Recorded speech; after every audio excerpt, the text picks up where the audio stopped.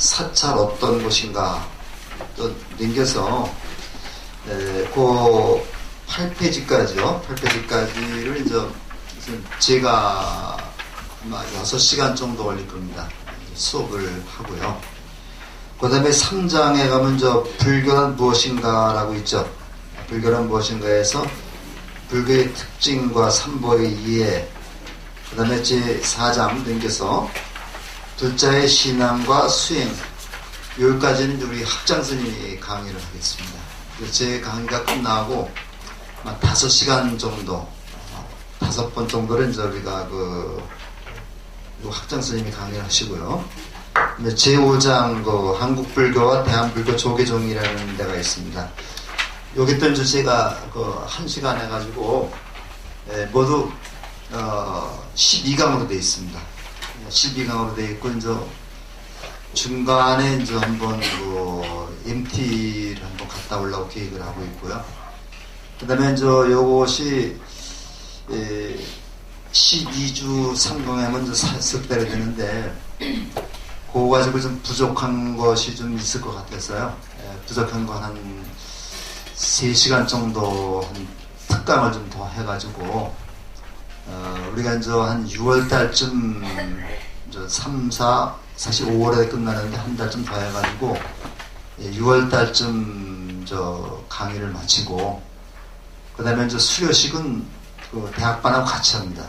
대학반하고 같이 해서 지금 아마 8월 정도 수료식을 하고 그 다음에 새 학기가 또 9월부터 또 시작이 됩니다.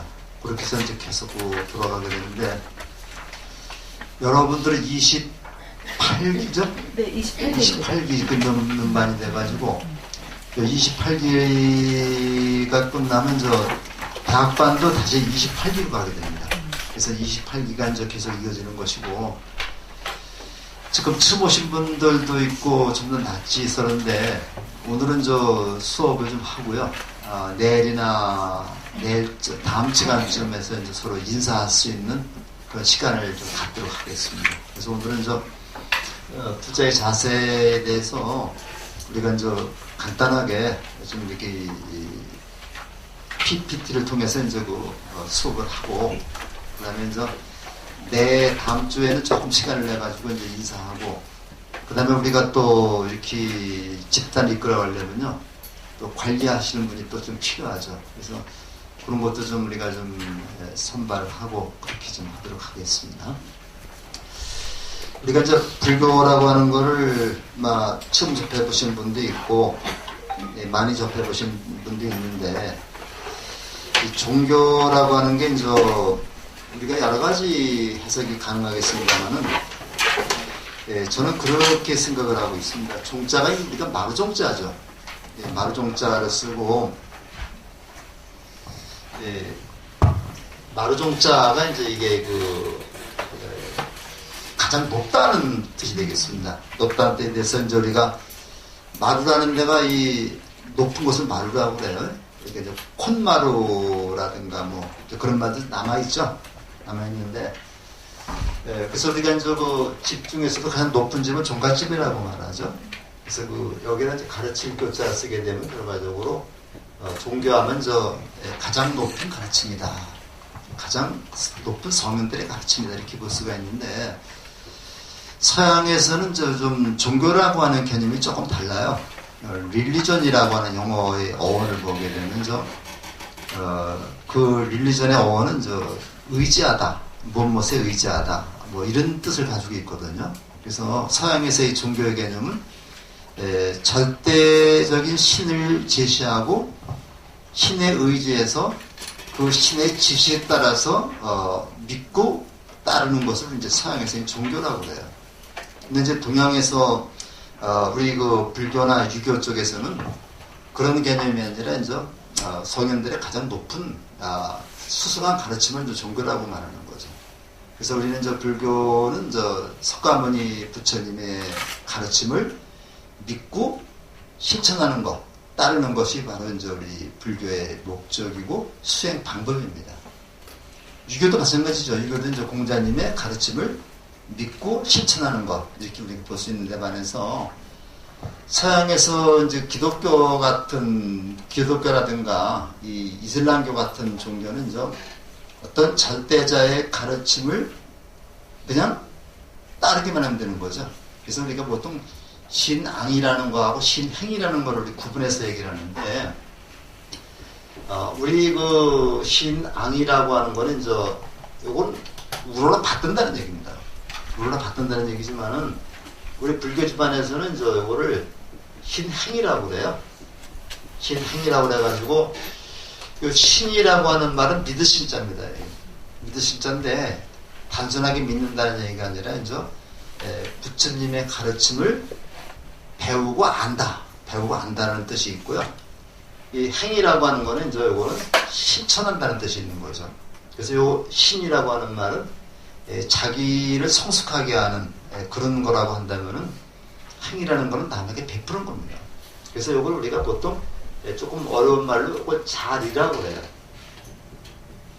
자리에서 요거는 나를 이롭게 하는 것, 내가 부처가 되는 것, 내가 생활을 편리하게 하기 위해서 공부하는 것.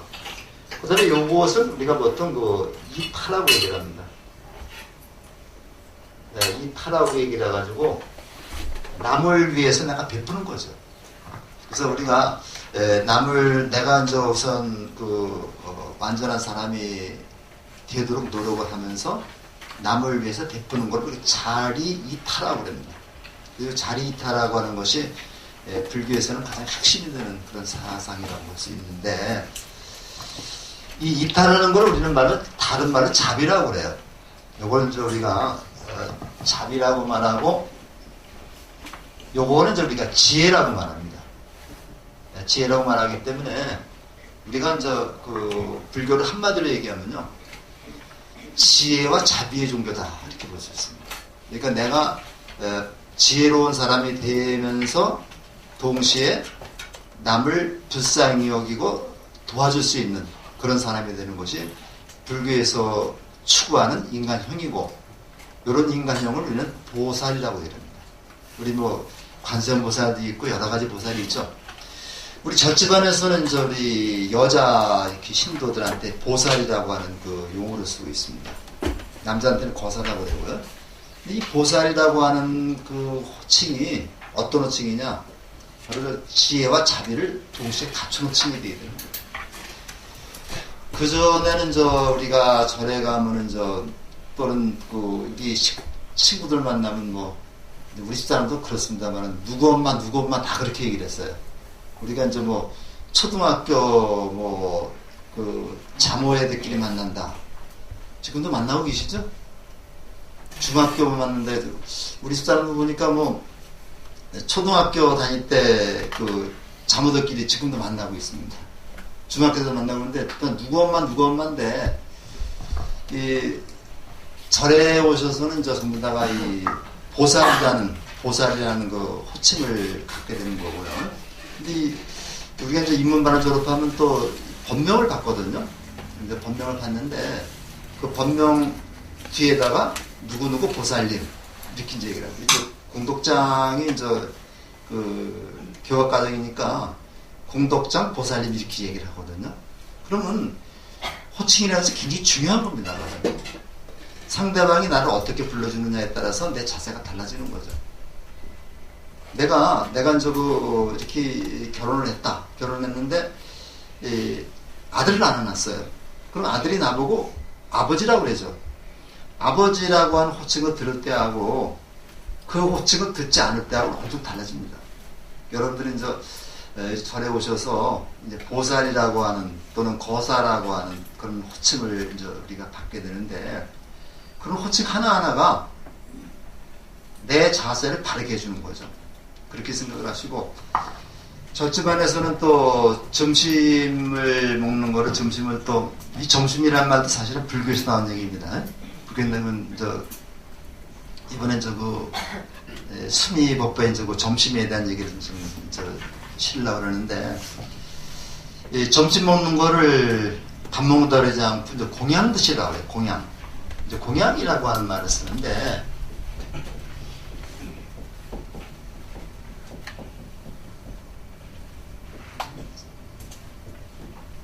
공양이라고 합니다. 이 공양이라고 하는 말은 그냥 밥 먹는다는 얘기가 아니에요. 그러면 부처님한테 올리는 모든 것을 다 공양이라고 합니다. 밥만 공양이라는 게 아니라 꽃을 올릴 때는 꽃공양, 향을 올릴 때 향공양 이렇게 얘기를 하거든요.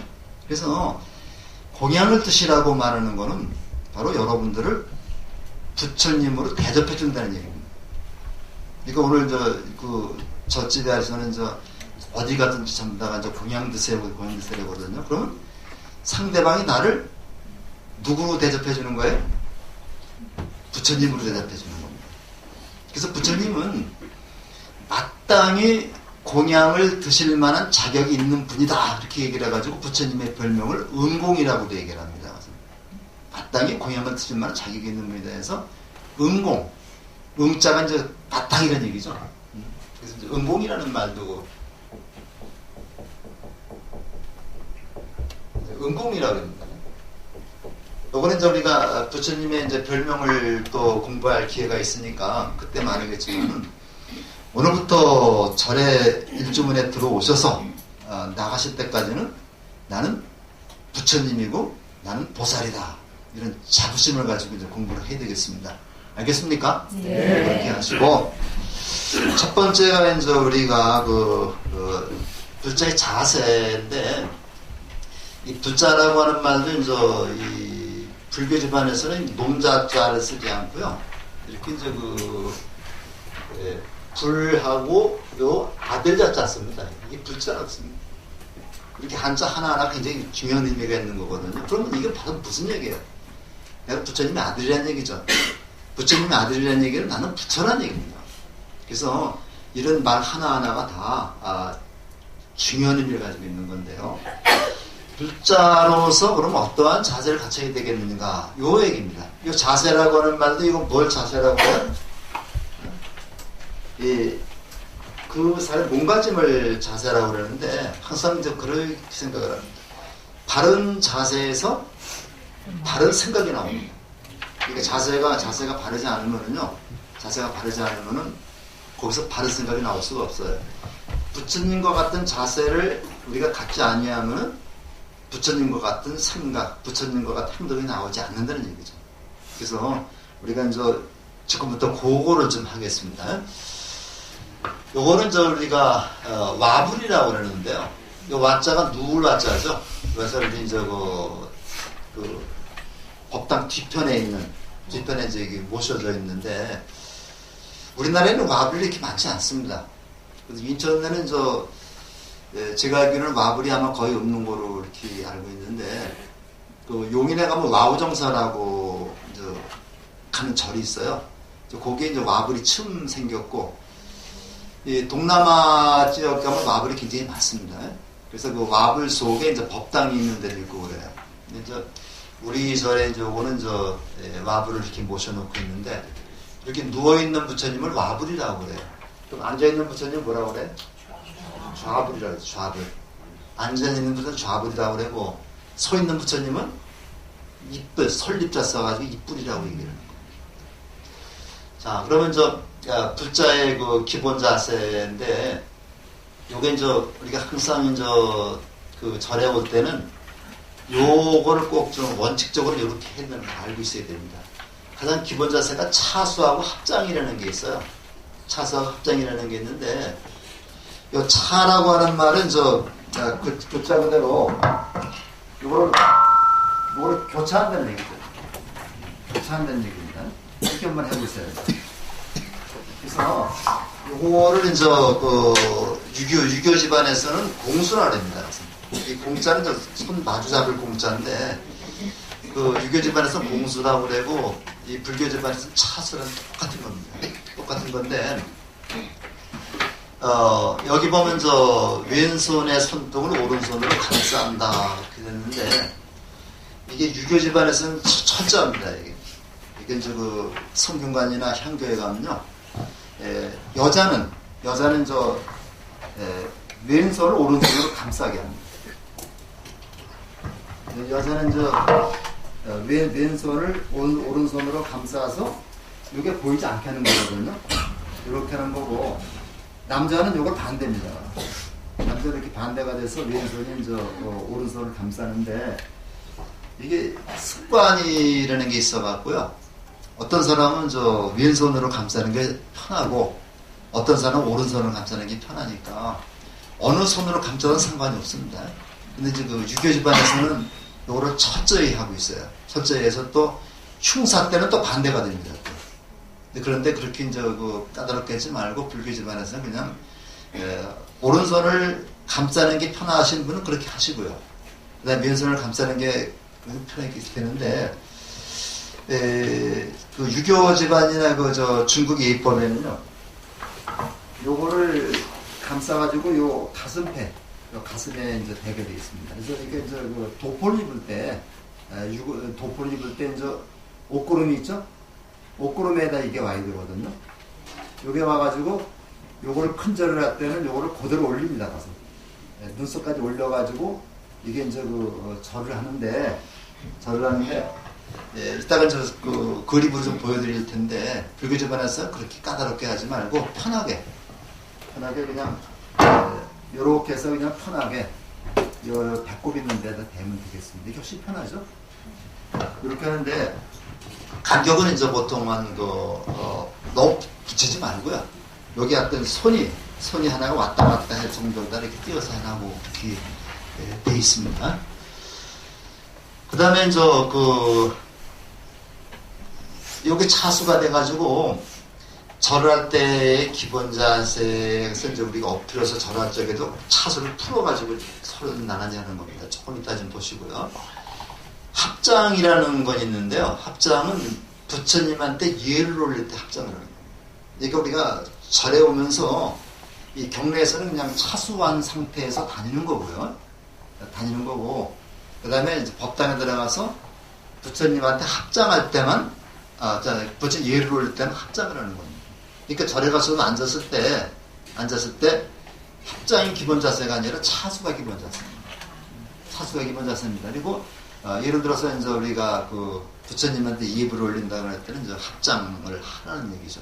스님한테 이제 절할 때 합장하는 거고, 그런데 절에 가서 무조건 법당에 가서 무조건 앉았을 때 합장하는 거 아닙니다.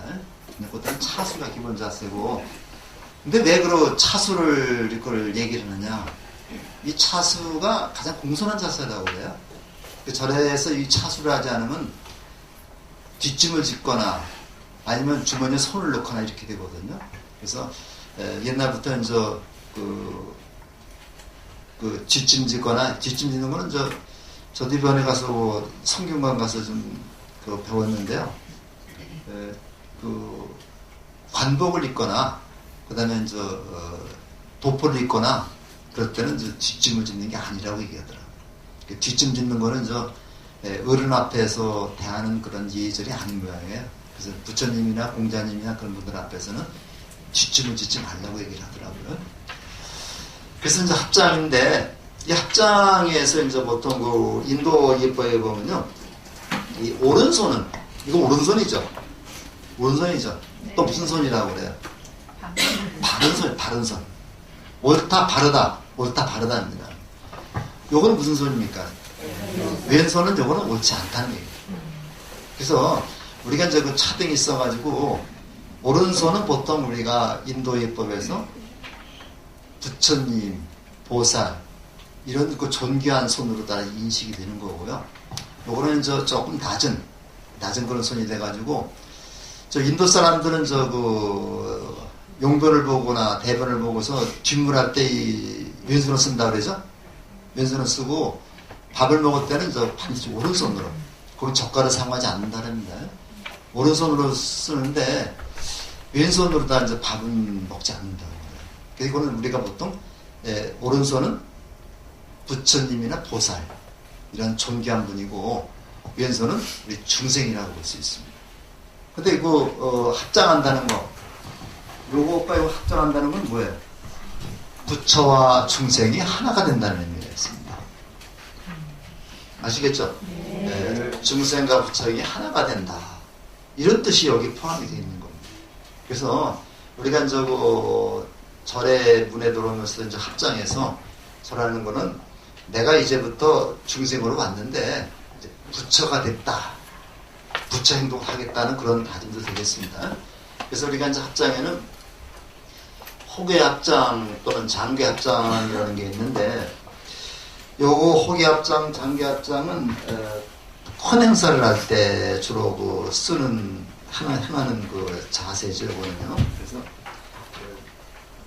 요거는 이제 우리 교재 17쪽을 보시면요. 17쪽을 보면 저렇게 호계 합장이라고 되어 있죠? 장계 합장이라고요.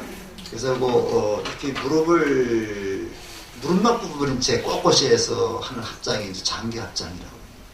호계 합장이라고 그러고, 보통은 우리가 이런 장계 합장 같은 경우는 큰 행사할 때, 예를 들어서 여러분들이 이제 기회를 받을 때, 수계 받으면 굉장히 큰 행사죠. 수계 받을 때는 그때는 이 장계 합장을 합니다. 장자도 쓰고 호자 쓰고 여기서 호자는 큰 호자입니다. 이게 보통 오랑캐 호자로 많이 쓰이는데 호계 합장이랄 때는 호자는 큰 호자, 장자하고 똑같은 뜻이 되겠습니다. 그 다음에 좌선과 앉는 자세인데, 이 앉을 자세, 좌선은 참선할 때 기본 자세가 좌선이다. 그래서 결과부자하고 반가부자가 있는데, 이것도 우리 저기 있습니다. 조금 이따 다시 보여드리겠습니다. 참선할 때 이 선자 같은 경우는요, 우리가 앉아서 깊이 생각에 잠기는 게 참선인데, 이 선자도 한자 보면 참 재밌어요. 재밌는데 뭐가 재밌느냐면요, 요게 무슨 글자예요? 무슨 글자? 요거요? 볼시자죠. 볼시자입니다. 근데 요게 고기에다가 뭐로 썼어요? 요것만 가지고 보면 요건 단순한 단자입니다. 그러니까 선이라는 건 뭐냐? 복잡하게 생각하지 말아라. 단순하게 생각하라. 내가 지금 복잡한 일상에서 벗어나가지고 내가 왜 이 자리에 앉아서 공부를 하는가? 부처가 무언가 한 가지만 생각하라는 얘기죠. 이게 이제 선인데, 이 참선을 하라고 그러면 예를 들어 복잡하게 생각을 해요. 편안하게 생각하지 않고 복잡하게 생각하니까 참선이 안 되는 거예요. 그래서 이제 요거는 결과부자하고 반가부자가 있는데, 이 결과부자는 이 책상 다리로 앉아가지고 발을 두 개를 다 무릎에 올려놓는 겁니다. 여기하고 여기에다가 이걸 엮어서 이걸 다리를 꽈서 양쪽을 다 얹어놓는 걸 결과부자라고 해요. 근데 요거는 저같이 조금 좀 마른 사람은 되는데 좀 살이 좀 있거나 그런 분들은 되지 않습니다. 그러니까 큰일 나요. 그래서 스님들도 좀 이렇게 보통 스님들이 결과부자를 하십니다만은 조금 좀 살이 좀 찌신 분들은 그냥 반가부자를 합니다. 그래서 결과부자 처음에 뵈려면 굉장히 발이 많이 아파요. 그래서 그냥 우리 여러분들은 그냥 반가부자 정도만 해드리겠습니다. 반가부자는 요거는 책상다리, 우리가 보통 책상다리인데, 요것도 하게 되면 나중에 보면 이 복숭아뼈가 좀 아프죠. 그것 때는 그냥 슬그머니 바꿔서 앉고, 그냥 스님 법문하시는데, 너무 좀 안 된 것 같아서 그냥 아픈 거 억지로 참고 인상 쓰지 마시고요. 이게 좀 아플 때는 슬쩍 바꿔서 그렇게 좀 하도 괜찮습니다. 그 다음에 또 꿇어앉는 자세가 있어요. 근데 이 법당에서는 꿇어앉는 자세가 기본 자세입니다. 그래서 그거는 독경, 연불, 이 독경 경을 읽는 거죠. 연불이라는 거는 석가모니 연불하는 거, 예경, 부처님한테 이제 예를 표할 때, 우리가 예불을 할 때 얘기죠. 축원할 때는 꿇어앉는 자세가 기본 자세입니다. 기본 자세인데, 꿇어앉아가지고 허리를 굽히면 큰일 나요. 그러니까 허리를 너무 굽히지 않고 꼿꼿하게 한 상태에서 평형을 유지해야 되는데, 사실은 이 꿇어앉는 자세가 쉽지 않아요. 쉽지 않기 때문에 일반적으로 그냥 독경한 쪽에도 반가부자를 하고 있는데, 원칙은 꿇어앉는 자세가 기본 원칙이다. 이제 그 신도지가 이제 방편상 이렇게 방가부자를 하고 있다. 그렇게만 아시면 되겠습니다. 근데 우리 그 어떤 그 법회 보면 보살님들, 몇몇 보살님들은 그 경유 때 거꾸로 앉아서 있는 분들이 계시더라고요. 저도 그렇게 못하는데.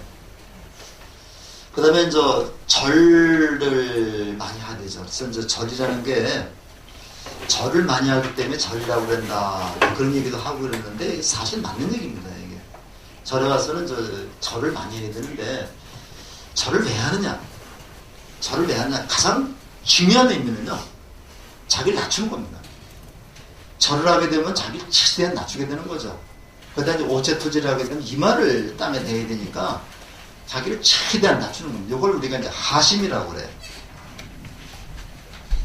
하심이라고 얘기를 합니다. 근데 하심이라는 거는 참 쉬운데, 아는 건 쉬운데, 뜻은 쉬운데, 요거를 실천하기가 굉장히 어렵습니다. 남 앞에서 나를 최대한 낮추는 거죠. 이런 것이 좀 쉽지 않은데, 이걸 실천하는 것이 바로 부처님의 가르침을 따르는 거다라고 볼 수 있어요. 여러분들 그 절에는 많이 가보셨죠? 네. 절에 많이 가보셨죠? 절에 가면 맨 처음에 뭘 들어가요? 일주문 들어가고 천왕문을 들어가고 이건 다 뒤에 나옵니다. 들어가고 그 다음에 이제 보제루라고 하는 누각이 있어요. 보통 보제루라고 많이 그러는데 이제 2층으로 된 누각을 지나가게 되는데 1층 그 누각 밑에를 지나가는데 그 1층이 낮아. 어디서 어디가 낮습니다. 전선은 낮아가지고 고개를 숙이고서 거기를 지나가야 돼요. 그걸 지나가게 되면은 괴로하려고 하게 되면 법당이 나오는 거거든요. 근데 그 사람들이, 우리 스님들이 왜 그걸 낮췄겠는가? 왜 그걸 어디 절에 가면 이제 1층이 낮습니다. 그래서 우리가 키가 큰 작은 사람도 꼭 구부리고 들어가야 돼요. 왜 그렇게 했을까? 요거는 이제 법당에 가면서 자기 몸을 낮추라고 하기 위해서 일부러 그걸 낮춰놓은 겁니다. 그러니까 그거는 한번 절에 가시면 잘 한번 보세요. 우리 이제 MT를 가면은 이제 그런 것까지 우리가 좀 할 텐데, 그 교재 잠깐 좀 보실까요? 제가 이게 눈이 좀 나빠가지고요. 책을 봤다가 또 이게 안경을 또 벗어야 돼요. 19쪽으로 한번 보세요. 19쪽에 그 넷째 줄을 한번 보시기 바랍니다. 넷째 줄을 보시면은 불교에서는 같이 한번 읽어볼까요? 네, 불교에서는 절 자체가 하나의 무한 수행거리며 절이라는 공덕은 매우 스승하다.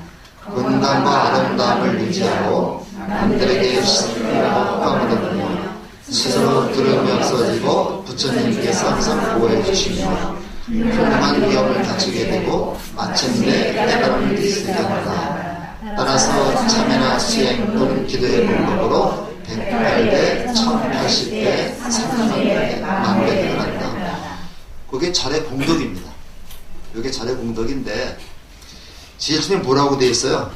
절을 하게 되면 건강과 아름다움을 유지한다 그랬죠.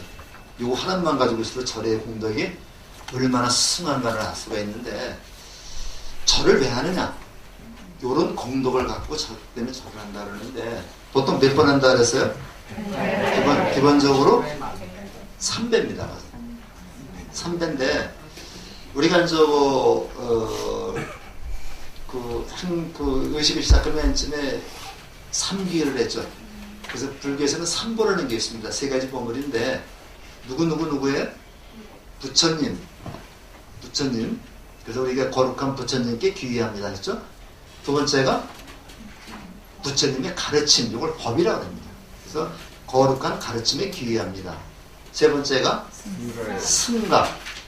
그래서 그 승가라는 거는 우리 원래 다른 데서는 거룩한 스님들께 귀의합니다 그러는데, 우리 승가라고 한다면 스님들뿐만 아니라 우리 사부대중, 우리 그 스님과 신도들을 다 포함해서 얘기하는 겁니다. 그렇기 때문에 우리 절에서는 이걸 갖다 거룩한 승가회로 귀의합니다 이렇게 바꿨어요. 이제 다른 절에 가서 얘기해 볼 때는 거룩한 스님들께 귀의합니다라고 되어 있는데, 그건 스님들만 포함되는 게 아니라 우리도 같이 포함되는 거예요.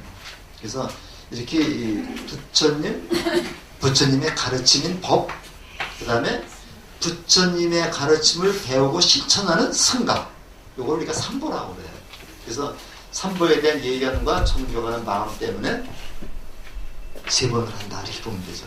첫 번째는 부처님한테 올리는 절, 두 번째는 부처님의 가르침에 올리는 절, 세 번째는 나를 포함한 모든 승가에게 올리는 절, 이렇게 3번을 합니다. 그래서 보통 3배수로 해요. 그래서 3배수, 뭐 6배, 뭐 9배 이렇게 3배수로 해서 108번도 뭐예요? 3배수죠? 3배수고 108번은 이제 108배는 108번뇌를 상징해서 하는 거고, 뭐 1000배도 하고 3000배도 하고 그러는데 너무 무리하게 전하시는 건 좋지 않습니다. 너무 젊으실 때 3000배, 뭐 10,000배 이렇게 해서 무리하게 절려면 이 무릎이 다 나가버려요. 그래서 요즘에 그 젊은 스님들은 절 너무 많이 못하게 합니다. 108배 정도 괜찮은데 뭐 그냥 쉬지 않고 한 뭐 3000배 이렇게 좋지 않죠. 나도 3000배 나도 못 해봤는데요. 1000배 정도는 해봤는데 그 1000배만 해도 굉장히 힘이 드는데, 보통 이제 우리가 108배를 열을 하면 1080배가 되죠. 그렇게 하면 됩니다. 그래서 108배 열을 해서 1080배, 뭐 몇 달에서 뭐 이렇게 하면 되는데 한 번에 너무 하지 마시기 바랍니다. 그다음에 이제 저는 이제 반대가 있는데, 요거는 고개를 숙인다 그래서 저두레라고 그래요. 요거는 길바닥이나 이제 이렇게 할 때 얘기했는데, 요건 나중에 또 반대를 해야 될 때가 또 있습니다. 오체투지인데 이 체가 몸입니다. 그래서 몸의 5군데를 땅에 댄다는 거예요. 그래서 어디요?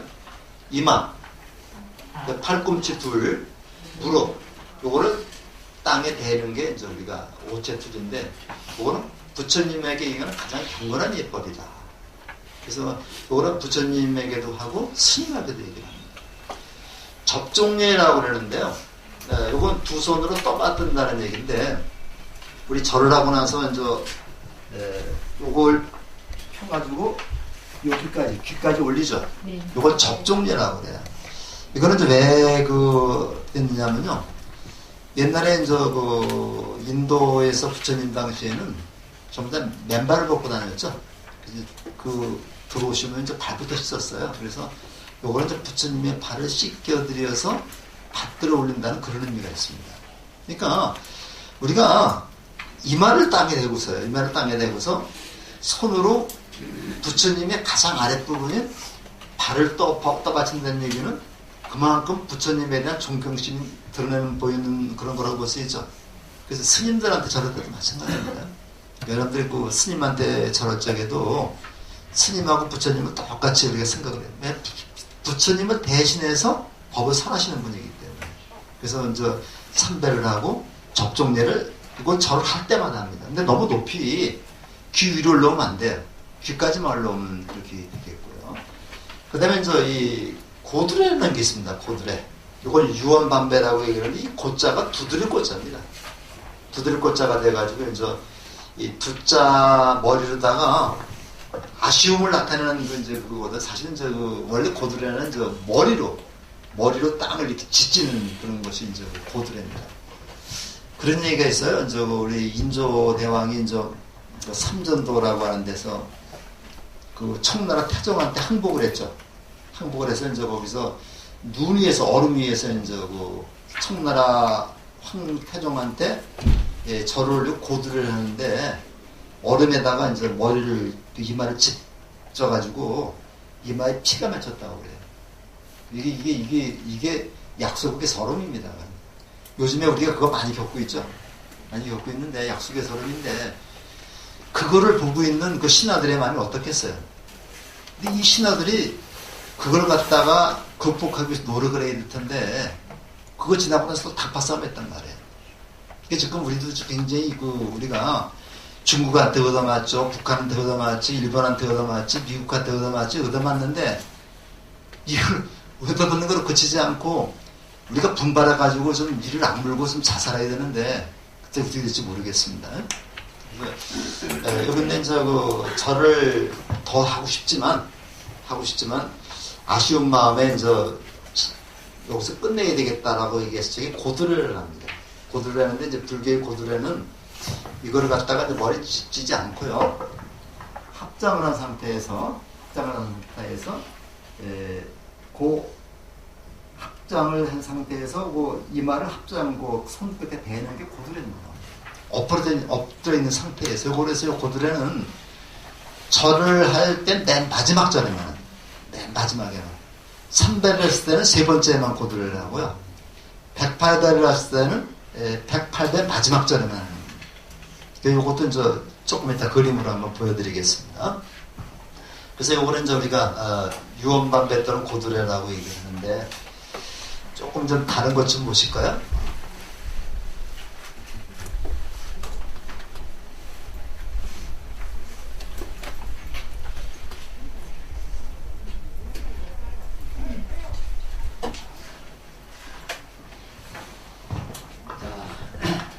요새 절에는 요걸 한번 좀 살펴보도록 하겠습니다.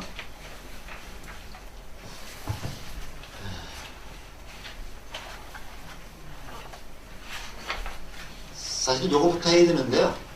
조금 설명을 하기 위해서 그걸 조금 나중에 드리는 겁니다. 여러분들은 불교의 자세, 예절을 몸과 마음을 행하는데 조금 쉬었다가 했던 예절을 하겠습니다.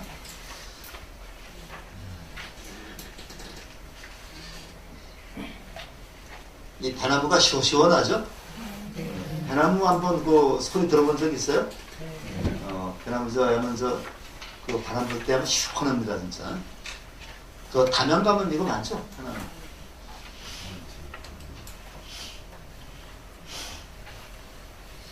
이 불교에서는 내가 올바로 알고 올바로 행하라고 합니다. 내가 모르고 행하는 것보다 훨씬 나게 알고 행하라는 거예요. 그래서 이런 말도 해요, 불교에서는. 몰라서 못하는 거하고 알고서 못하는 거하고 어떤 게 제가 더 크냐. 몰라서 못하는 게 더 크다고 그래요. 그러니까 우리가 항상 모르고 내가 잘못한 걸 모르고서 일을 하는 거, 행동을 하는 거하고 내가 잘못이라는 걸 알면서 하는 거하고 우리가 좀 또 차이가 또 있습니다. 그래서 불교의 이런 얘기고, 차수가 요거 차수입니다. 여기서 이렇게 여기 배꼽이 있는 데인데 이렇게 오른손으로다가 왼손을 감싸고 있죠. 이런 자세가 이제 차수의 기본 자세입니다. 그럼 아주 자연스럽게 하시면 돼요. 한번 그렇게 해보세요. 자연스럽게 한번. 그래서 앉을 때 요 상태로 앉으면 됩니다. 그래서 왼손에 손등을 이렇게 했고 앉아있을 때도 무릎 위에 단중을 올려놓습니다. 손을 모은 채로. 그 다음에 이제 합장에 대한 얘기인데요. 이게 기본적인 합장입니다. 여기서 항상 해서 너무 이게 처지지 않도록 그렇게 해야 되는데, 부처님께를 기본 자세고 자신이 부자임을 나타내는 인사법이다. 그래서 동남아 가면 전부 다가 습관으로 다 합장 인사하는데, 우리 부자들도 이렇게 모였을 때 이 절에서는 합장 인사 잘해요. 잘하는데 바깥에서는 사실 잘 안 합니다. 그래서 바깥에서도 우리 습관이 들으면요 합장 인사가 그렇게 저기 하지 않아요. 어설프지 않습니다. 그런데 우리 공양 드실 적에도 오늘부터 한번 실시해 보세요. 오늘부터 밥을 떠가지고 가서 공양 드실 때 꼭 밥 앞에서 합장을 하시고, 그 앉은 자리에 합장을 하시고, 공양을 드시고 나서 끝나고 또 합장을 하시고, 요 합장이면은 밥을 해준 분에 대한 고마움, 나를 이렇게 밥을 먹게 해준 이 여러분들 또는 사물들, 이 밥을 이렇게 만들어준 농사꾼들 굉장히 많죠. 그래서 그렇게 합장을 하는 마음. 근데 교회 나가시는 분들은요, 꼭 이거 하는 거 있죠, 이거. 그거 꼭 하시더라고요. 근데 그때 우리도 합장을 하면 좋겠죠. 근데 참 용기가 좀 안 나요? 자, 여기 이제 그 잘못된 모양들입니다. 요걸 밑으로 쳐졌죠? 그 다음에 이제 손바닥이 요게 손가락이 갈라졌죠? 이게 요거는 좀 꼭 붙인 상태에서 요게 이제 손끝이 위로 올라오도록 요게 이제 기본적인 모양입니다. 요건 좀 잘못된 모양들입니다. 잘 한번 보세요. 그 다음에 이제 앉는 자세인데 요게 이제 기본 자세라고 얘기를 했죠. 아까 꿇어앉는 것이 기본 자세다. 그 다음에 이제 결과부자인데 요 발바닥이 두 개 다 위로 올라왔죠. 네. 요런 자세가 있고. 잘 안 보이나요? 네. 여기는 저 하나만 올라왔죠. 이렇게 해서 요 자세는요. 요 자세는 이제 어떤 자세냐 하면 저 참선할 자세인데 두 가지 방법이 있습니다. 요거를 저렇게 해서 뭐 이렇게도 괜찮고 이렇게도 괜찮습니다. 그래서 요것을 끝에 억지로 대지 말고 자연스럽게 돼서 이제 편하게 이렇게 올려놓는 거 선정 자세라고 선정. 부처님처럼 이렇게 하는 거 아닙니다. 요렇게 그 편한 데라서 이렇게 해서 손끝을 딱 마주해서 요렇게 앞에 올려놓는 것이 선정의 기본 자세입니다. 근데 졸으면요, 졸게 되면 요게 떨어져요. 이게 떨어지면 이제 스님이 장군 죽비로 딱 치는 겁니다. 이거 보고 하는 거예요. 또 앉아서는요, 요렇게 해야 돼요. 요렇게 한번 해보세요. 이렇게 해가지고 요거를 그 손바닥이 위로 가도록 어디다 놓냐면 양쪽 무릎 여기다 올려놓는 겁니다. 요렇게 해도 괜찮습니다. 요렇게 했는데 요것도 이거 손 붙여갖고요. 이렇게 반대로 위로 올라가야 되는데 요것도 졸게 되면 요게 떨어집니다. 그래서 기본적으로 이제 기본적인 자세가 요렇게 해도 되고 요렇게 해도 됩니다. 근데 이제 일반적으로 기본 자세는 요렇게 많이 하고요. 그 다음에 특별한 경우는 이렇게 하는데 이쪽이 조금 단정해 보이죠? 그 다음에 절하는 모습인데 불법성 삼보에 대한 이경이다. 상대방을 존경하는 마음의 표현이다. 하신, 겸손한 수행 방법이다 해서 절 자체가 수행법입니다. 이게. 전체 수행법이고 절을 하는 공덕을 우리 앞으로 살펴봤죠? 네. 자, 그 다음에 반배인데, 자, 허점을 한 60도 정도 이렇게 지금 숙였죠? 숙였다. 너무 지나치게 90도 숙이는 거는 이거는 좋지 않습니다. 과공비례라고 그러죠? 너무 지나치게 그 공손한 것도 오히려 예의가 아니기 때문에 상대방 부담스러워요. 그래서 한 60도 정도.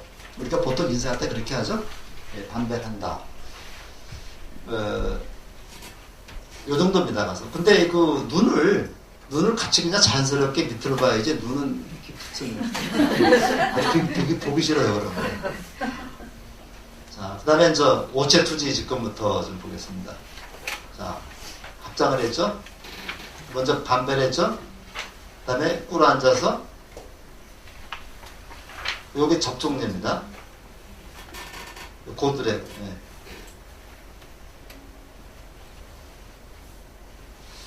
자, 부처님 경건한 예법인데 오체가 어디냐? 오체가 아까 얘기를 했고 접종례도 얘기를 했고 조금 다 한번 더 봐야죠, 이거요? 근데 거기에 이렇게 오체투지를 할 때 먼저 반배를 합니다. 반배를 하고 오체투지 3배를 하게 되면 3배를 접종례를 하고 일어났다가 다시 하고 일어났다가 다시 해서 3배 되는 째 고드레를 합니다. 근데 여기는 보여주기 때문에 한 번에 고드레가 다 나옵니다. 나오고 고드레가 일어나서 다시 반배를 하는 겁니다. 그러니까 반배 2번을 하고 3번 오체투지를 하는 거죠. 이게 기본입니다. 이게. 자, 이게 반배는 이렇게 됐고요. 오체투지 잘 보세요. 네.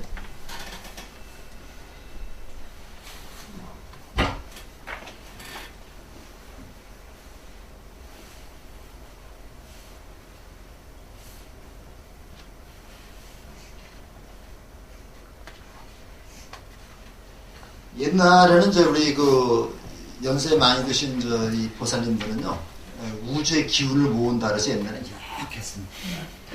이렇게 우주의 기운을 뭐 이렇게 해서 이제 합장을 했는데 요새는 그렇게 하지 않습니다. 그냥 자연스럽게 하고요. 그 다음에 이제 어떤 분들은 또요. 어떤 분들은 또 이제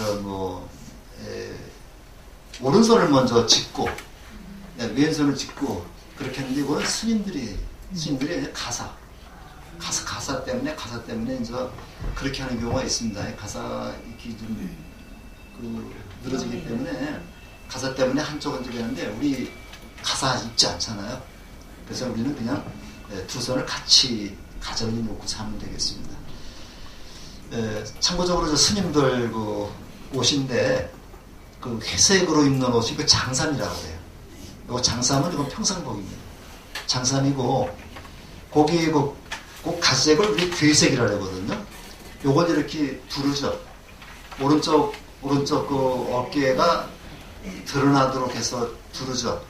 이거는 가사인데 요 가사는 법복입니다.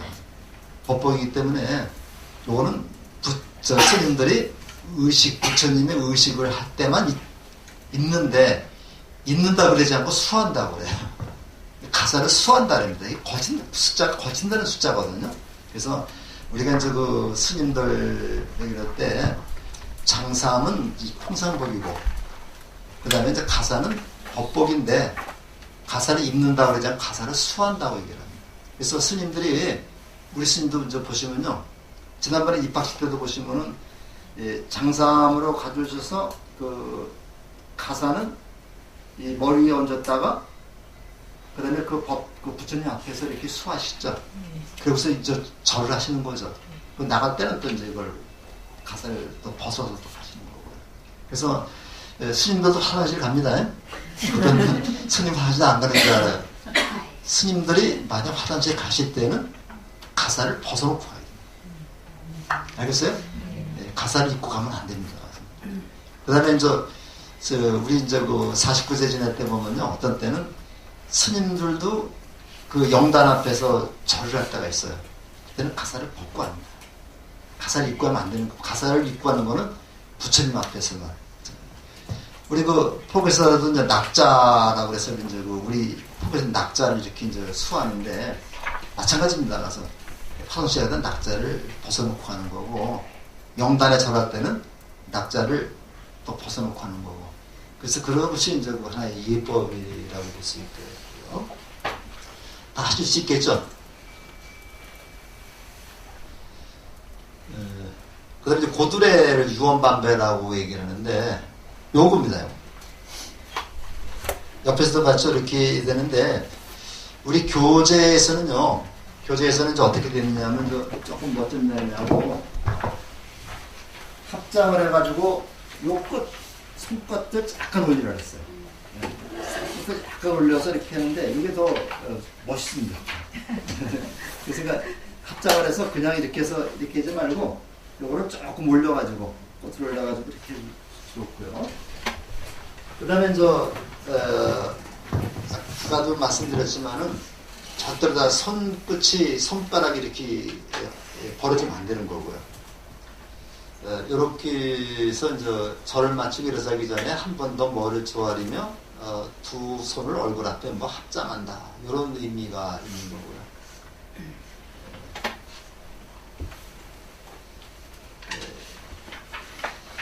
이 삼배는 우리 불교에서만 있습니다. 유교 집안에 가면 삼배가 없어요. 그래서 이제 보통 보면은 살아있는 사람 앞에서는 우리 유교적 전통입니다. 일배를 하죠. 일배를 하고 돌아가신 분 앞에서는 이배를 합니다. 재배를 하죠. 재배라고 그래요. 그래서 우리 문상 가서는 꼭 재배를 하죠. 2번 반이 아닙니다. 재배 2번 하는 거예요. 왜냐하면 침에 반배를 하고 그다음에 2배를 하고 일어나서 다시 반배를 하는 거니까 재배를 하는 거예요. 그래서 2번 하는 거고 그 다음에 이 임금한테는 왕 앞에서는 4배를 합니다. 4배는 4번을 절을 해요. 근데 우리 불교에서는 3보에 귀하기 때문에 3번을 절을 합니다. 그리고 우리 불교 집안의 문상가는 어떠냐? 불교 집안의 문상가는 3배를 하는 게 원칙입니다. 우리 절 집안에 이제 가면, 저도 그래서 이제 우리 절 집안에 이제 이렇게 상사 때는 가서 삼배를 합니다. 삼배를 하는데, 일반적으로 친구 이쪽에 가서 그냥 재배만 하고 그래요. 그래서 저 집안에서는 이 삼배가 기본이 돼야 되겠다. 그렇게 생각을 하고요. 조금 쉬었다가 15분에 이제 예절 거 한번 좀 하도록 하겠습니다. 조금만 쉬었다 하시겠습니까? 글자인데, 글자는 사연이 악역에 있습니다, 여기. 그래서 반야심경도 나오니까 그냥 한글 한 읽으면 외워야 되거든요. 이 반야심경을 외우지 않으면 안 됩니다. 그래서 모든 의식에 다 반야심경을 도승하기 때문에 자기가 외워지게 돼 있어요. 그래서 이건 외우시게 되는데, 요게 이제 모두 270자입니다. 그러니까 그렇게 한번 쓰시고, 불교 경전을 읽을 때는 절대로 엎드려서 읽거나 누워서 읽거나 그러지 마시고요. 반듯하게 앉아서. 이거는 성경을 때도 마찬가지입니다. 성경을 때도 마찬가지인데, 요거는 이제 반대가 앉아가지고, 또 이거는 개성이 또 있어요. 경전을 읽을 때는 또 정보업지사 내가면서 하는 게 있는데, 그건 나중에 이제 말씀드려서 내 몸과 마음을 깨끗이 한 다음에 읽으라는 얘기죠. 그래서 무슨 경전이든 읽을 때는 그냥 엎드리거나 그러지 말고 반듯하게 앉아서 이렇게 읽도록 하시고요. 쓸 때도 마찬가지입니다. 쓸 때도 반듯하게 앉아서 쓰시고. 지금 제가 자세를 굉장히 강조를 했죠. 자세를 강조했는데, 그냥 허리 아프다고 잠 안 온다고 금강경 갖다 이렇게 풀어놓아서 잠은 잘 오겠지만은 그런 얘기가 아니죠. 그러니까 소설책이나 이러한 만화책이나 이렇게 읽듯이 읽지 말라는 얘기죠. 그래서 저도 항상 경전 읽을 때는 개경계 묵상심심명법 백천만갑 산도 이걸 읽고서 읽습니다. 이거 끝날 때는 원이차 공도 그렇게 해서 또 경을 다 읽었다는 개성이 또 있어요. 그래서 우리가 이제 천수경에 보면 개경계가 있죠. 이제 그걸 읽고서 이제 우리가 이제 경전을 읽고 끝나면은 또 이제 경전이 다 읽었던 끝내는 또 경이 또 있습니다. 그래서 우리가 이제 그런 마음가짐으로 공부를 해야지 그렇지 않겠나 그렇게 생각이 되고요. 반배가 우리가 제일 많이 하게 됩니다. 그래서 반배를 할 경우를 좀 몇 개 하는데 교재에 다 있습니다. 삼보의 예경을 올릴 때는 큰절이 원칙이나 큰 절이 오책 투지입니다. 이것이 원칙이지만 다음의 경우에는 반배를 한다. 그래서 스님을 칭견할 때도 마찬가지입니다.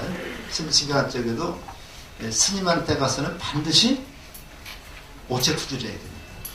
오체투지라는데 아주 그냥 자기가 비좁거나 그 다음에 이럴 때는 또 스님이 그냥 반배만 해라 이렇게 되는 그럴 때는 어쩔 수 없지만 기본적으로 3배입니다. 3배인데 보통 스님들은 보통 1배만 하나 그럴 때는 1배만 하다. 스님이 1배만 하는데 억지로 3배 하는 것도 위에 어긋나는 거예요. 그래서 절입구에서 법당을 향하여 절할 때 그때 어느 절에 가면 마찬가지입니다. 절입구에서 법당을 향해 절할 때. 그래서 쉽게 얘기하면요. 문을 들어설 때마다 하면 됩니다. 우리 저쪽 밑에 빌라 쪽에서 오실 때는 거기 불이문이 있죠. 밑에 불이문 거기서 법당에서 반배를 한번 하시고요. 여기 오면 또 있죠. 여기서 반배를 한번 하시고 법당에 들어가시면 되겠습니다. 이거는 그 다음에 길에서 스님이나 버부를 만났을 때, 우리 보통 우리 불교 집안에서는 버부들을 선우 또는 도반이라고 그래요.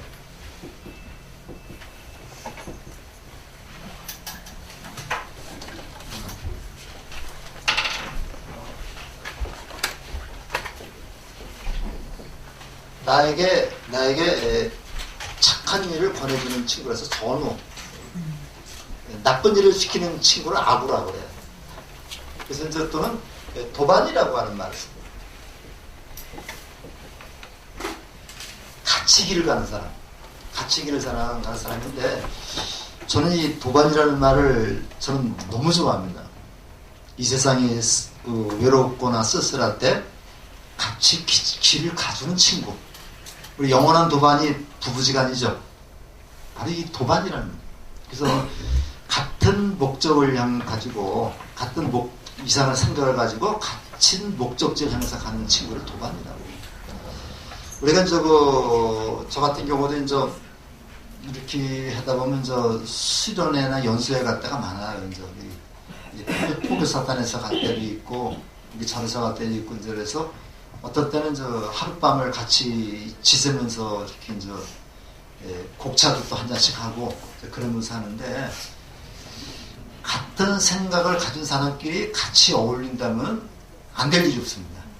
그래서 사실은 우리도 여건만 된다면은 하룻밤 절에 가서 한번 잠 좀 자고 오면 좋은데, 그것이 안 될 때라도 같이 버스를 타고 가더라도 옆에서 같이 앉는 친구가 얼마나 귀중한 친구인가를 생각해 볼 수 있죠.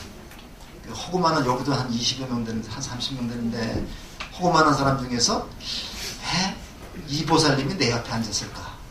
이거 보통 우연이 아니거든요. 왜 옆에 앉았을까? 이거 보통 짝꿍이라는 게 대단한 겁니다. 하물며 부부지간이라고 하는 거는 이 세상에 수없이 많은 사람 중에서 같은 한국에 태어나가지고 같이 부부가 됐다. 이거 보통 인연 아니죠. 하늘이 맺어준 인연이라는 거예요. 거기에 또 부모 자식간이 또 있죠. 또. 이렇게 생각해 본 적에 우리가 같이 이렇게 살고, 또 인천에도 불교대학이 몇 군데 있는데 경인불교대학에 와서 또 28기로 같이 와가지고 자리가 많은데 꼭 옆에 앉았다. 이런 거 한번 생각해 보시면요, 이 도반이라는 의미가 대단하다고 생각을 할 수 있습니다. 네? 그 다음에 법당 밖에서 불탑에 절할 때, 이 탑도, 여기 우리 또 탑이 있습니다만, 원래 탑은 부처님의 진신사리를 모셔놓는 게 탑입니다. 그래서 진신사리를 공부하겠습니다만은, 부처님이나 이 스님들은 화장을 하죠. 화장하면 거기서 사리가 나와요. 그 사리를 모셔놓는 게 탑이기 때문에 탑에도 부처님처럼 예를 올려야 됩니다. 그래서 부탑에 절할 때, 그 다음에 야외에서 법회할 때, 때는 야단법석이라 그러죠. 야외에서 법회는 야단법석이라는 거고, 나중에 말씀을 드리겠습니다. 야단법석도 바로 불교에서 나온 말입니다. 동참대중이 많아서 큰절 올리기 적합하지 않을 때, 우리 지난번 입학식 때처럼 그렇게 법당은 좁은데 사람이 많으니까 사실은 오체투지하기가 쉽지 않죠. 이럴 때 그냥 약식으로 그냥 밤배를 하는 겁니다. 그 다음에 3배나 108배, 1080배, 3000배 등의 오체투지하기 전과 마친 뒤, 아까 말씀드렸습니다. 부처님께 헌화를 하거나 향초, 꽃 등의 공양을 올린, 이거 직전인 잘못 썼네요. 접전이 직전입니다. 이게 처음 봤네. 공양을 올리기 직전과 올린 뒤에서 우리가 향을 올리러 갈 때, 부처님 요거 상단이라고 그래요. 불단 또는 상단이라고 합니다. 그 다음에 신중단을 중단이라고 그러고요. 그 다음에 하단을 영단이라고 합니다.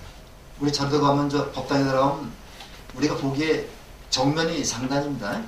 그 다음에 오른쪽이, 우리가 보기 오른쪽이 중단, 신중단이고, 왼쪽이 영단이라고 해요. 근데 잘 보시면요, 이 상단은 3단계로 되어 있습니다. 잘 보세요. 들어가서 3단계, 층이 3단계로 되어 있어요. 중단은 2단계로 되어 있습니다. 영단은 한 단으로 되어 있어요. 이런 차이입니다. 그러니까 이렇게 절을 할 때는 상단부터 하고, 그 다음에 중단하고, 그 다음에 영단하고, 그렇게 하는 겁니다. 그래서 그 고음을 올리기 직전인데, 올릴 때 먼저 합장을 하고, 거기다 향을 꽂고, 그 다음에 한 발짝 정도 물러나야 됩니다. 뒤로. 한 발짝 정도 물러나서 거기서 합장을 하고, 그 다음에 나오면 되는 거죠. 우리 사극을 보게 되면 임금님 앞에가 절할 때, 임금님 때 절하고 바로 나오지 않죠? 임금님 때 절하고 나서 뒤로 한 3발 정도 물러났다가, 그 다음에 문을 열고 나오죠.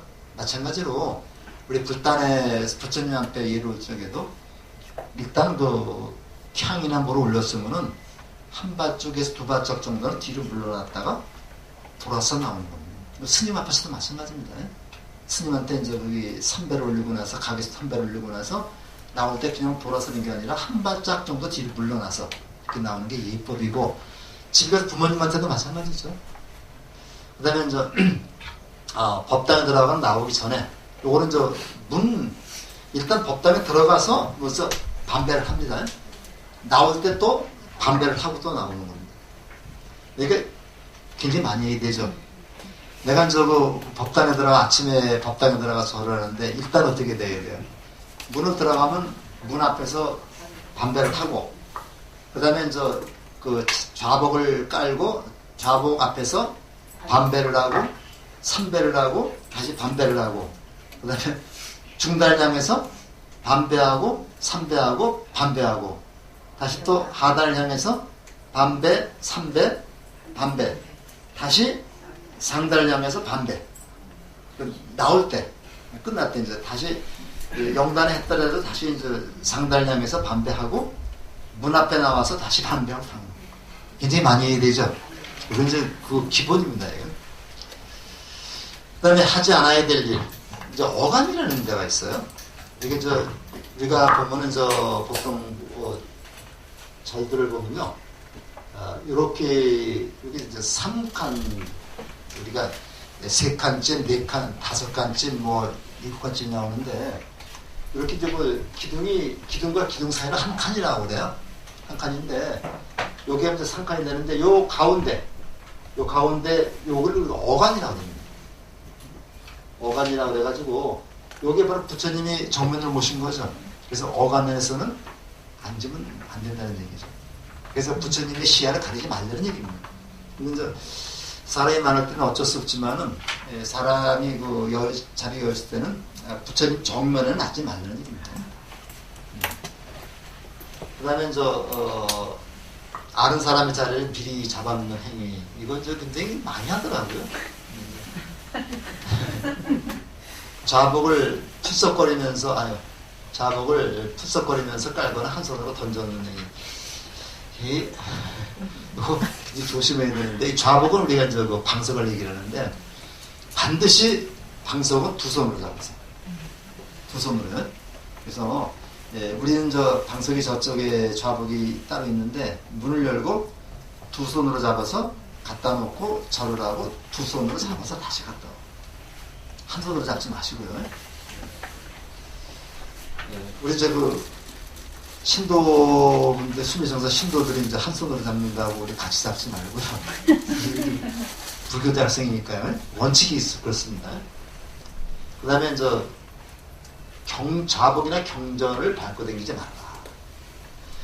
이게 많이 틀리는데 좌복을 놓으면 좌복 밑에 발을 내야 된다. 좌복 위에다 발을 올리지 말라는 거죠. 이게 포교사에서는 이걸 굉장히 강조를 해요. 그래서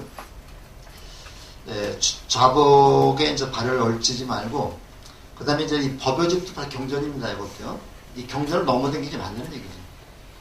그래서 그 경전을 아주 반듯하게 놓고 그 옆으로 당긴다는 얘기인데 스님들은 이렇게 좌복이 크기 때문에 좌복 위에 올라가 있습니다. 발을 올라가 있는데 스님이 그 좌복 위에 올라가 있다 해서 우리도 같이 올라가 있으면 안 되겠어요. 스님하고 우리하고 똑같이 나가면 안 됩니다.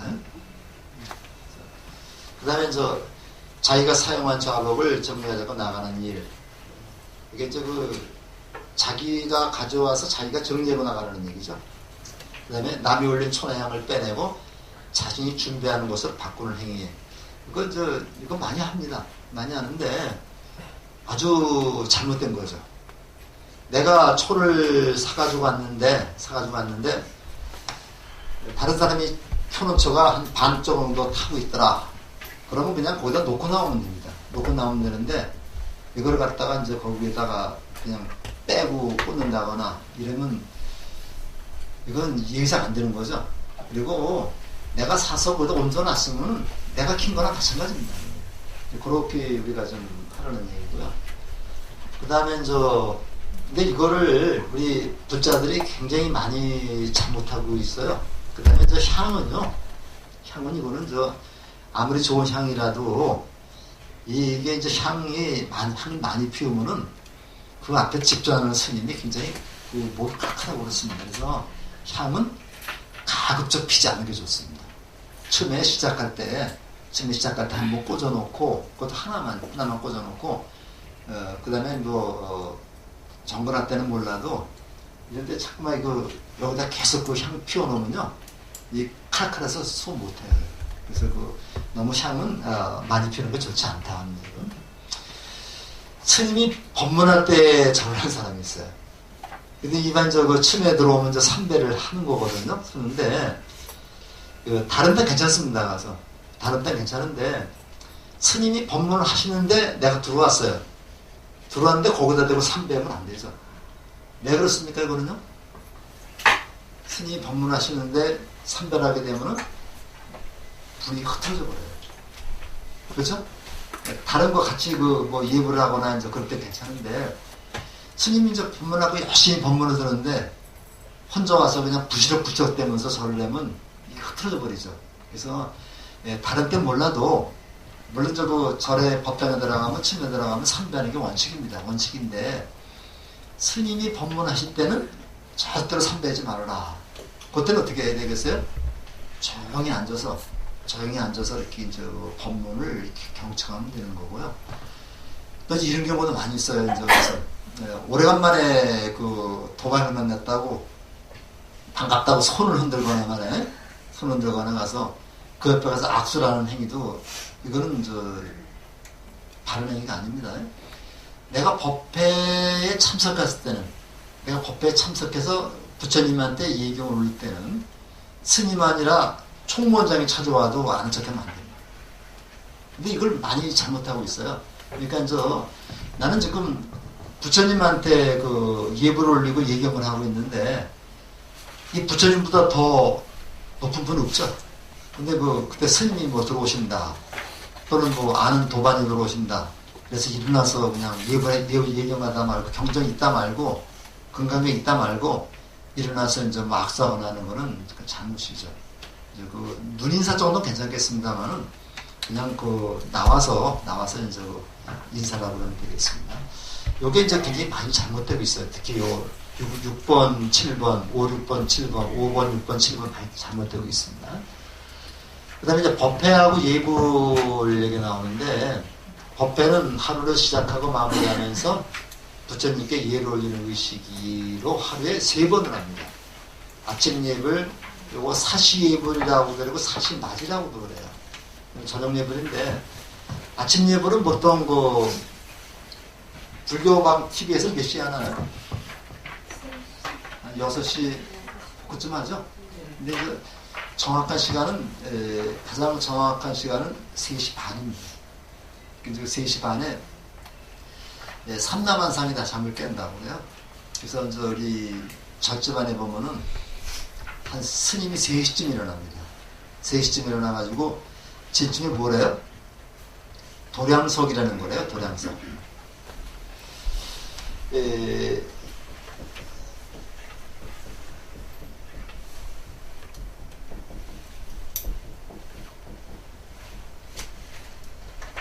도량석인데 우리 불교 집안에서 요 장자 스님들이 수행하고 공부하는 곳이라고 하는 뜻으로 쓸 때는 도장이라고 읽지 않고 도량이라고 있습니다.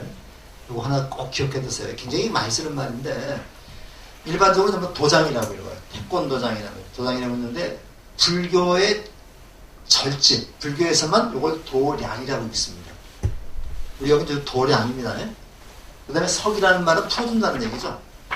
밤새 어둠에 느껴서 활동을 하지 못하는 생명체를 풀어주는 의식이 도량석입니다. 그래서 스님이 목탁을 치면서 경전을 외우면서 서서히 천천히 경례를 한번 돌아요. 이게 도량석입니다. 요거 끝나면 요걸 하게 되면은 스님들이 다 잠자리에서 일어나죠. 일어나가지고 간단하게 제소를 하고 그 다음에 법당이 모입니다. 법당이 모인 다음에 이제 뭐 사고를 치고 사고 이제 뭐 범종 있는 거 있죠. 이걸 올리고서 이제 예불을 올리는 거죠. 이게 새벽 예불입니다. 아마 이거 많이 보신 분이 있을 거예요. 방송을 통해서요.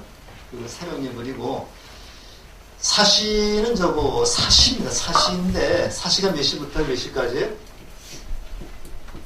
사시가 보통 9시부터 11시입니다. 좌측인묘진사오음이 나오죠. 그래서 5시가 11시부터 12시가 되네요. 1시가 되는 거고요. 그래서 사시가 9시부터 11시가 되는데 보통 그래서 한 10시고 안팎쯤에서 이제 올리는 게 사시예불 사시맞이인데 이 맞이라고 하는 말은 우리가 이제 보통 그 밥을 부처님이 드시는 밥을 맞이라고 해요. 그래서 우리가 이제 부처님한테 이렇게 맞이를 올린다고 그러는데 이 밥을 올리죠. 예, 맞이를 올리는데 부처님은 하루에 한 끼만 그 공양을 드셨다고 그래요. 사시에 공양을 드셨기 때문에 그 예법에 의해서 사시에 부처님한테 맞이를 올리면서 이제 예를 표하는 게 바로 이제 사시예불 사시맞이가 되겠습니다. 요거 조금 달라요. 그래서 아침 예불이나 저녁 예불은 지신 공양예, 지신 귀명예라는데 맞나요? 지신 귀명예 맞죠? 근데 사시 예불은 지신 정예 공양이라고 공양을 올리기 때문에 다 다릅니다. 그래서 다른 거 아침 예불에서는 뭘 올리느냐 하면 물을 올리는 물을 올려가지고 요거 그 차, 그래서 맑고 깨끗한 물을 올리죠. 그래서 이제 그 올리는 거고 사시맞이에는 맞이 공양을 올리는 거고 저녁 예불은 향을 올립니다. 향을 올리기 때문에 계양, 정양, 해양, 해탈양, 해탈지견양이라 그러죠. 그래서 올리는 게 다릅니다. 그래서 아침에는 차, 깨끗한 물을 올려서 이것이 변이 감로다 이렇게 얘기를 하죠. 이 물이 감로의 차로 변해서 이렇게 얘기합니다. 그 다음에 점심에는 맞이를 올리고 저녁에는 향을 올리는 겁니다. 다 다릅니다. 근데 우리가 어디 가서 그 공양을 밥을 올리지 않을 때는 향만 폭포할 때는 반드시 저녁 예불처럼 올려야 됩니다. 이거 나중에 또 얘기를 할 거고요. 법회는 부처님 말씀을 배우며 부처 삶을 다짐하는 시간으로서 중심에서 일요법회나 초하루법회 등이 있는데 보통 그 절에 보면 초하루법회, 보름법회 또는 뭐 관음제일이라든가 이런 때 법회를 하죠. 근데 우리 절에서는 초하루법회가 있고 관음제일법회가 있고 지당제일법회 세 개밖에 없죠. 그 다음에 일요법회가 또 있습니다. 일요법회가 있는데 그때는 절에 와서 부처님 스님 법문도 듣고 자기 생활을 한번 되돌려보는 그런 내용이죠. 이런 것들이 있고요. 그 다음에 예절에 대해서 예라고 하는 것도요. 예라는 게 뭘 예라고 그래요? 사람과 사람과의 관계를 예라고 그래요. 그러니까 유교에서는 인의 예지라고 해가지고 사덕이라는 게 나오는데 그 중에 인의 예지가 있는데 번째가 사람과 사람과의 관계를 얘기하는 게 예가 되겠습니다. 그래서 맹자님은 뭐라고 얘기했냐면요. 예라는 것은 어디서 나오느냐? 사양지심에서 나온다. 자기가 하고 싶은 일을 남에게 사양하는 데서부터 예가 나온다. 그래서 아주 굉장히 중요한 말이에요. 사단이라고 그러는데 예라는 것은 사양지심에서 나온다. 내가 다 하려고 그러는 게 아니라 내가 하고 싶더라도 상대방에게 양보하는 거. 이거 예입니다. 그러니까 뭐라고 그랬어요, 가서. 근데 우리가 살면서 그 유교 집안에 가면 오륜이라는 게 있죠. 아버지와 아들 사이에는 뭐가 있어야 했어요? 신함이 있어야 된다. 부자유친입니다. 임금과 신하 사이에는 의가 있어야 된다. 분신유의죠. 그 다음에 어른과 부부, 남편과 아내 사이, 부부와 부부 사이에는 뭐가 있어야 돼요? 부부 유별이라 그러죠. 유별이라 그러죠. 이 유별이라는 게 뭐예요? 변이라는 게 각각의 맡은 직분이 다르다는 얘기입니다. 이거 차별이 있다는 얘기가 아니라 각각의 맡은 직분이 다르다 이런 얘기죠. 남자애가 할 일이 있고 여자가 할 일이 있죠. 남자 보고 애기 낳으면 애기 낳을 수 있겠어요? 근데 이제 이게 서로 상부적 관계, 서로 도와가면서 이렇게 상부적 관계가 돼야 되는데 이거를 어떤 차별을 생각하면 안 되는 얘기죠. 남자하고 여자는 차이가 있는 거지. 차이가 있는 거지 차별이 있는 게 아닙니다.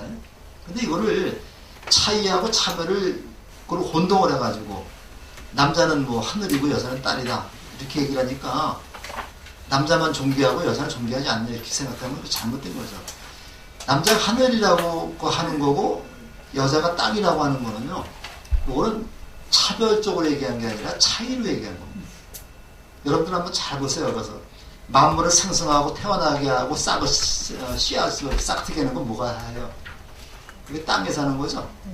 땅의 씨가 공중에 떠 있어 봐요. 여기 싹이 나지 않습니다. 이것이 그 땅속에 묻혀 있어야만 싹이 나는 거죠. 그렇기 때문에 여자가 땅이고 남자가 하늘인데 이거는 상하 개념이 아니라 서로 상부적 개념으로 봐야 돼요. 근데 좀 쓸데없는 얘기를 했고요. 그 다음에 어른과 아래 사이에는 또 어른과 젊은 사이에는 또 차례가 있다 그랬죠. 친구와 친구 사이에는 믿음이 있어야 되는 거고. 여기 우리나라 지도인데요. 이거 외국에서 좀 해다 보니까 영어로 됐는데 이렇게 보통 우리가 얘기를 하죠. 근데 이거를 싹 바꿔서 그냥 그대로 거꾸로 해봤어요. 어떤 느낌이 들어요? 요 느낌하고 요건 그냥 대륙에 그냥 아주 매달려 있는 그런 느낌이죠. 호랭이라고 얘기하기도 하지만 우리는 호랭이라고 하지만은 어떤 사람은 토깽이라고 얘기합니다. 토끼처럼 매달려 있습니다. 떨어질까 말까 간당간당 매달려 있는데 이렇게 바꿔보니까요, 이 대륙을 기반으로 해가지고 뻗쳐나가는 그런 기상이 나타나요. 이게 뭐 똑같은 거를 어떤 관점에서 보느냐, 그죠? 똑같은 사실을 어떤 관점에서 보느냐인데, 이걸 더 크게 이제 우리가 보면요, 앞에 태평양이 있습니다. 그러니까 태평양으로 향해서 나아가려는 기상이 보인다는 얘기죠. 그래서 어떤 거 사무실에 가보니까 이걸 거꾸로 들어놓은 데가 있었어. 야, 이것도 괜찮다 생각이 됐는데, 우리가 불교를 공부하는 이유는요, 이건 관점을 바꾸자는 얘기입니다. 관점을 바꾸라. 어떻게 관점을 바꾸느냐? 중생심에서 부처의 마음으로 바꾸라는 얘기입니다. 아까 내가 처음에 말씀드릴 때 우리 뭐 부처라고 그랬죠. 내가 중생이라고 하는 비굴하다는 그런 생각을 버리고 내가 부처라는 생각을 가질 때 이 세상이 달라 보입니다. 내가 뭘 시켰을 적에 나는 못해 하는 것보다 나는 할 수 있다는 생각을 가지게 되면 어떻게 돼요? 뭐든지 다 자신감이 생겨요. 그래서 우리가 이게 바로 뭐냐? 변하는 겁니다. 우리가 변하지 않으면 큰일 나요. 자꾸만 변해야 됩니다. 좋은 마음을 자꾸만 변해야 되는데, 지난번에 우리가 종교 인구를 통계청에서 10년마다 이렇게 종교 인구를 발표를 해요. 2005년도에 우리가 종교 인구를 통계청에서 발표했을 때는 우리나라에서 종교를 믿는 사람이 52.9%였습니다. 52.9%인데 2015년에 조사해 보니까 종교 인구가 많이 줄었어요. 10%가 줄었습니다. 43.9%로 줄었어요. 그러니까 요즘 같은 세상에 바쁜 생활 속에서 또는 우리 사람들이 이제는 함정인 공부를 많이 했습니다. 함정인 그런 생각을 가지고 있는 사람들의 종교가 믿겨 들어가지 않는다는 얘기예요. 그래서 10%가 줄었는데 굉장히 충격적인 사실은요, 불교 신자가 300만이 줄었습니다. 10년 사이에. 1000만 명이 넘었는데 지금 2015년에 671만 명을 줄었어요. 대신 개신교는 늘었습니다. 그것은 우리보다 200만이 더 많아요. 카톨릭도 줄었어요. 300만 정도 들리지 않습니다.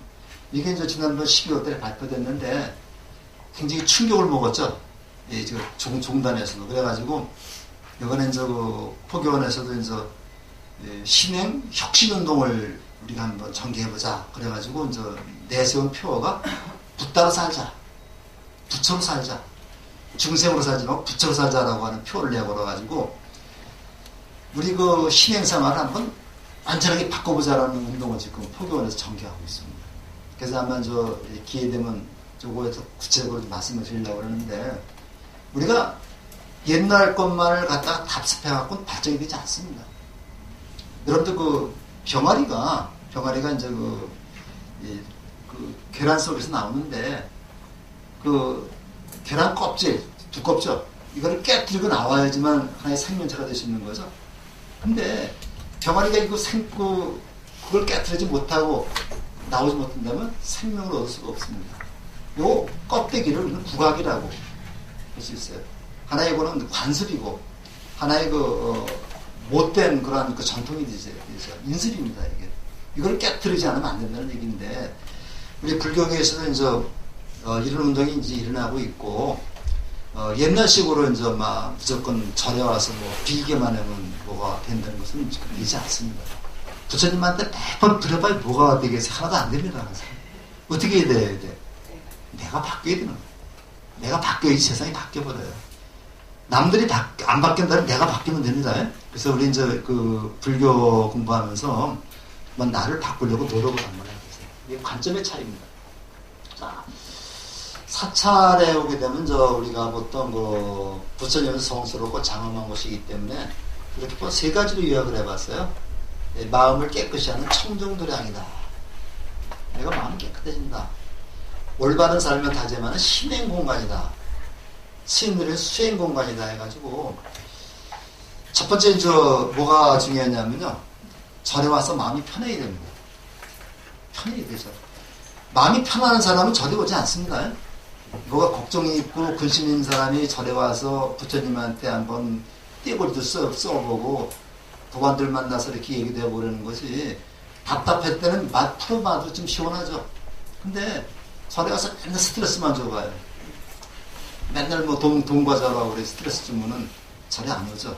그래서 물론 절에 와서 이제 보시도 해야 되겠지만은 우리 기본적으로 이제 우리 불교대학에서도 그 회장, 부회장 이제 이렇게 뽑으면 기본적으로 유지하기 위해서 기본적인 회비는 좀 내라고 그럴 거예요. 내라고 그러는데 그거는 괜찮은데 괜히 나오면서 가서 그냥 사람마다 돈 달라면 좋아하지 않죠?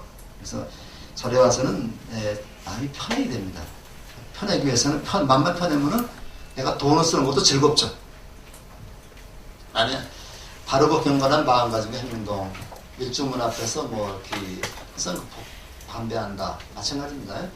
천왕문, 해탈문, 부도, 탑, 각장 반배한다. 이거는 우리가 절의 구조를 배우면서 이제 일주문이 뭐다, 천왕문이 뭐다, 해탈문이 뭐다 다 공부를 다시 할 겁니다. 법당에서 이제 이 절입니다. 출입지 어감문을 사용하지 않는다 그랬죠. 신발을 가지런히 벗고 조용히 여닫아야 된다. 이제 그 신발을 사실은 이제 우리도 여기 신발장이 있으니까 별 문제는 없는데 반드시 신발장에다 이렇게 가지런히 얹어놓고 들어갔어요.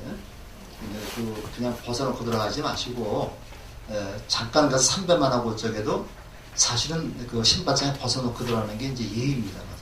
근데 우리들 같은 조그만 절은 모르지만은요, 조계사 같은 큰 절에 가면 그 신발 벗어놓고 가면 신발 또 잊어버릴 수도 있어요. 잊어먹을 수도 있습니다. 그 조계사 가면 법당에 가면은 평상시에다가 한 100명 정도는 있거든요. 그래서 이제 이렇게 해주시고 입구에 상담 부처님에서 합장 반배하는데 요거 제가 좀 색깔을 다르게 썼죠. 꼭 지켜주시기 바랍니다.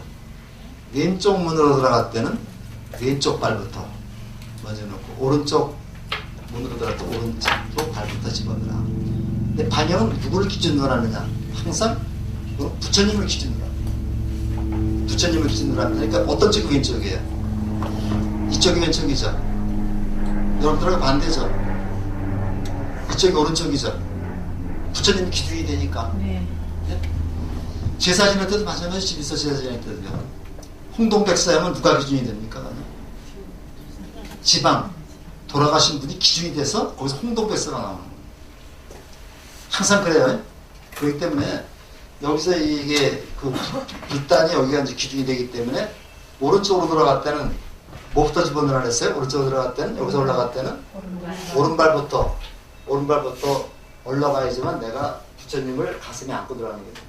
근데 만약에 여기서 왼발을 먼저 하면은 부처님은 등지고 가게 됩니다. 그래서 이걸 하는데 이게 많이 좀 틀리더라고요. 나를 기준으로 하는 게 아니라 모든 절에서의 모든 방향은 부처님을 기준으로 하는 거예요. 부처님 북쪽에서 남쪽을 보고 있는 거예요. 그래서 여기서도 마찬가지죠. 여기서 이제 부처님이 왼발을 올라가야지만 가슴으로 부처님을 안고 들어가는 것이 되기 때문에 이제 내일부터 법당에 들어갈 때는 한번 요거를 의식적으로 좀 그렇게 좀 하시고 들어가야겠습니다. 상단에 공양을 한다. 공양, 그 향 공양을 올리는데, 그 다음에 촛불은 행사 외에는 켜지 마시기 바랍니다. 어떤 절에 가서 그런지. 왜냐하면요, 우리 절이 전부 다 목조로 돼 있죠. 목조로 돼 있는데, 이제 이게 촛불을 잘못하게 되면은 화재가 날 경우가 있습니다. 그래서 그 공식적인 법회 외에는 어느 절에 우리가 등산 가서 잠깐 들린다 하더라도 향은 하나 꽂는 거는 괜찮은데 촛불은 절대로 켜면 안 됩니다. 그래서 지금 우리도 보면 문화재도 보면요, 저 남대문뿐만 아니라 이제 금산사 대적광전이라고 엄청나게 큰 그 법당이 그것도 다 불에 다 휘진 겁니다. 보물로 지정됐다가 보물이 해제됐어요. 쌍봉사라고 하는 절이 저쪽에 이제 그 있는데, 전라도 쪽에 있는데, 쌍봉사하고 대웅전이 3층 목탑으로 되어 있었습니다. 3층 목탑으로 돼서 보물로 지정되어 있었는데, 하루아침에 다 타버렸어요. 그래서 보물로서 해제돼 버리고, 지금 똑같이 짓긴 졌는데, 옛날 그것이 아닙니다. 그리고 우리 낙산사도 불에 탔었죠? 물론 그 촛불은 아니겠습니다만은, 촛불 때문에 타는 경우가 많아요. 그 다음에 이거는 뭐, 어간 지날 때는 항상 헐 약간 그 지나가는 일이고요. 이거는 법회 아까 얘기했지만은 대체적으로 이런 것으로 보는데, 이 스님 법문을 마음에 새김으로써 지혜가 생긴다는 얘기입니다. 지혜가 생긴다는 얘기니까 그렇게 좀 잘 보시고, 공양예절 여기 교재에 그대로 다 있습니다. 있는데 원래는 향이나 꽃, 그 다음에 이런 것도 다 공양이라고 했었는데요. 보통 의미가 확대돼가지고 처음에는 그 밥을 공양하는데 지금은 다 그걸 공양이라고 얘기를 하고요. 국가, 부모, 스승, 시주 등의 은혜를 갖고 축제하는 수행 방편이다 해서 그 삼륜청정이라는 말이 있습니다. 여기 교재도 있는데, 공양할 때는 공양을 받는 사람, 공양을 받는 물건, 공양을 올리는 이가 모두 청정할 때만 공덕이 있다. 그래서 남의 것을 도둑질해서 하는 공양하는 거는 올바르지 못한 공양이죠. 그 다음에 밤새 고스톱해서 딴 거를 하는 것도 올바르지 못한 거죠. 그래서 우리가 굉장히 중요한 얘기입니다. 공양 받는 이, 받는 물건, 올리는 이가 모두 청정할 때 큰 공덕이 되고 삼륜 청정이라고 얘기합니다. 그 다음에 바로 공양 우리가 나중에 다시 한번 또 볼 테니까요. 그냥 밥그릇이 4개입니다. 4개 가지고서 우리가 하는 건데, 이거는 나중에 말씀을 드리도록 하겠습니다. 참고 삼아서 여러분들이 꼭 좀 알아야 될 거를 몇 가지만 말씀드리고 끝내겠습니다. 그럼 오늘은 어디까지 한 거냐면요.